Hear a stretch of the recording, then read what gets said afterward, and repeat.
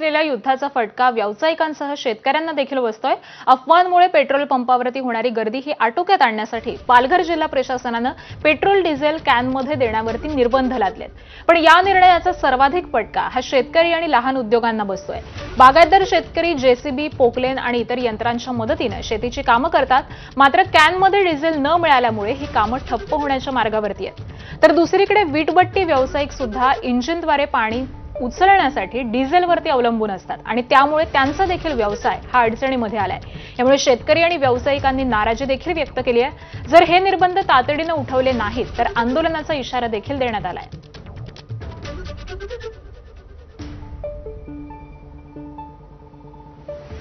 युद्ध सुरू झाल्यानंतर एक 2-4 दिवस पेट्रोल पंपावर खूप गर्दी होती। आता तुम्ही बघाल तर गर्दी ओसरलेली आहे, शुकशुकाट झालेला आहे।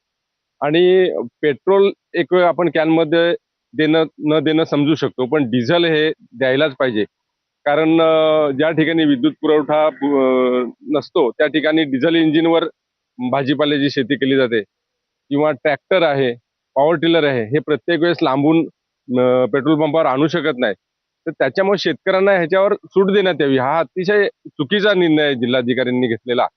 जर हा निर्बंध मागे नाही घेतला तर आम्ही 2 दिवसात जिल्हाधिकारी कार्यालयावर जाऊन आंदोलन करू। जिल्हा प्रशासनाने जो निर्णय घेतलेला आहे कॅनमध्ये डिझेल वर बंदी आणलेली आहे, हा एकदम चुकीचा आहे।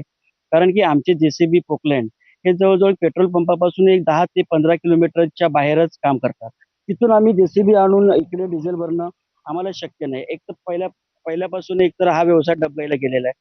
त्याच्यात तुम्ही हा जो निर्णय दिलाय त्याच्यामुळे आमचा अख्खा कंबरड मोडलेला आहे। जर असं जर चालत राहील तर आम्ही याच्यापुढे उग्र आंदोलन करू आणि त्याची जबाबदार हे प्रशासन आहे। काय काय मागणी आहे तशी?